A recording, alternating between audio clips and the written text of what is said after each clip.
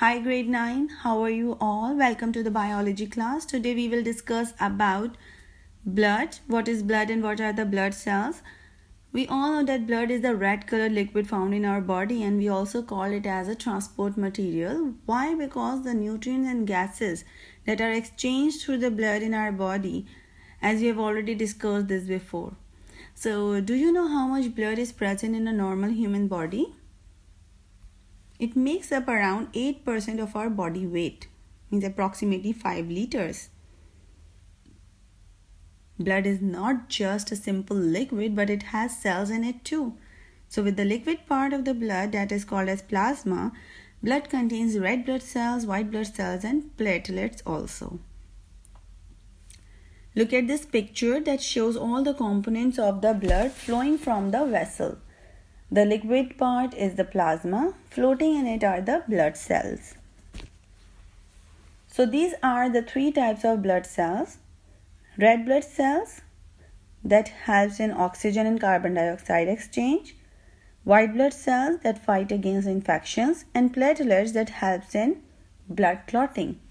Plasma is found in the maximum amount or quantity in the blood, while RBCs, red blood cells, are about 44% and the minimum quantities of platelets and white blood cells around 1 to 4%.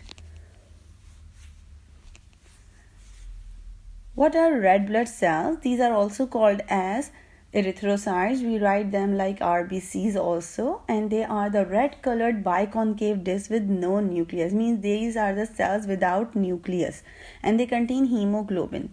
Its function is to carry oxygen and take out carbon dioxide, means as a waste product, moves away the carbon dioxide from the tissues and back to the lungs, means RBCs helps in the gaseous exchange. Let's move on to white blood cells. WBCs, also called as leukocytes. These are the cells of immune system, that is, they are involved in the body's immunity, means in protecting the blood against both infectious diseases and foreign invaders. And they contain nucleus also. This is the most important thing which you need to remember, that WBCs contain nucleus while RBCs and platelets, they do not have the nucleus. Two main types of WBCs are phagocytes and lymphocytes. How they differ? Lymphocytes are small WBCs that play a major role in immunity as they trigger a specific immune response against a particular pathogen. How? They identify the pathogen.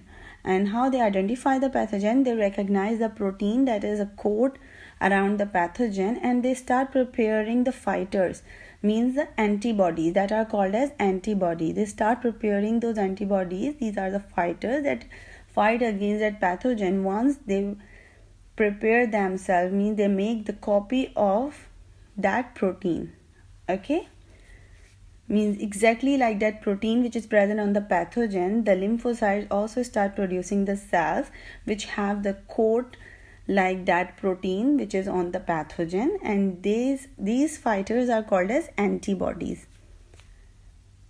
Whereas phagocytes ingest and destroy the foreign particles, pathogens and cell debris. Cell debris means any leftover of the dead cells. And these include monocytes, neutrophils, basophils and eosinophils. Look at this picture. The smallest one are the lymphocytes, the others are the phagocytes. Now what is phagocytosis? It's a process in which the phagocytes, just discussed right now, that the phagocytes destroy or engulf the pathogens.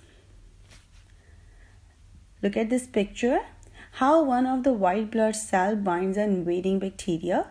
The bacteria that enters our body through any medium is called as invading bacteria. It can be through an hygienic food or any environment. Okay, and the process is called as binding.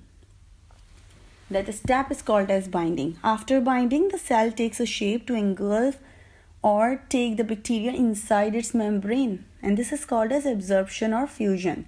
Why we call it fusion? Also because the membrane fuses together, they come closer together to enclose the bacteria inside it.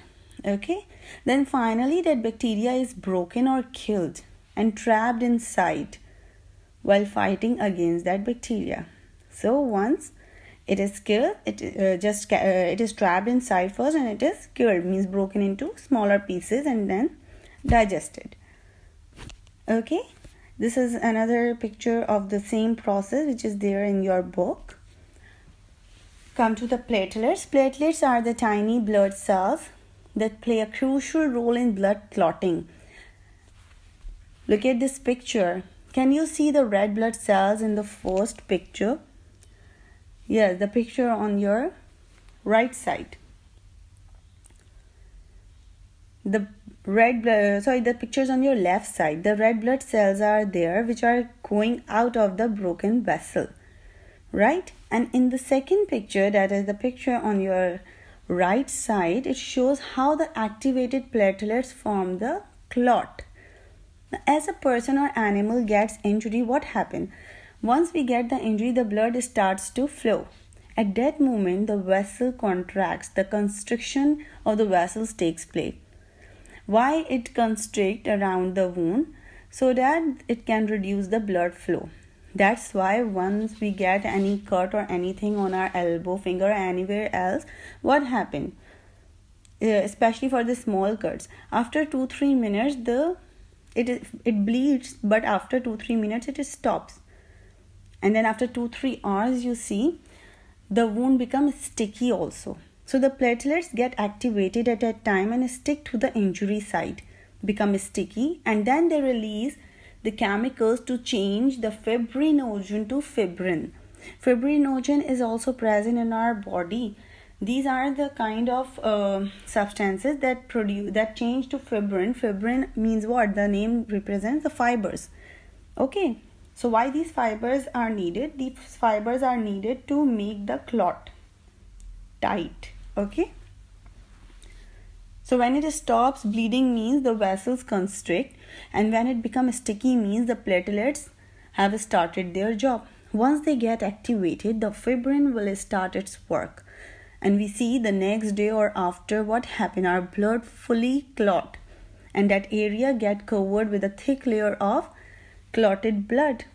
See the third picture and the fourth picture. The fourth picture shows how our blood gets clotted and how the fibers cover the blood part that cut into our cut area. Okay, and the blood, it covers that. Okay, so this clotted blood, which are actually the trapped RBCs and platelets in the fibrin. That thick layer, the thicker part which we say that our blood clots, are actually the red blood cells and the platelets which are trapped inside the fibers.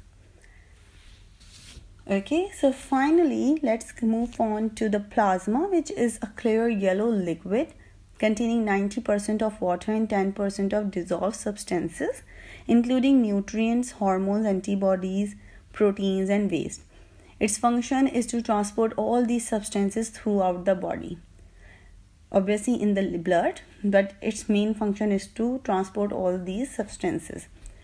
So this is the end of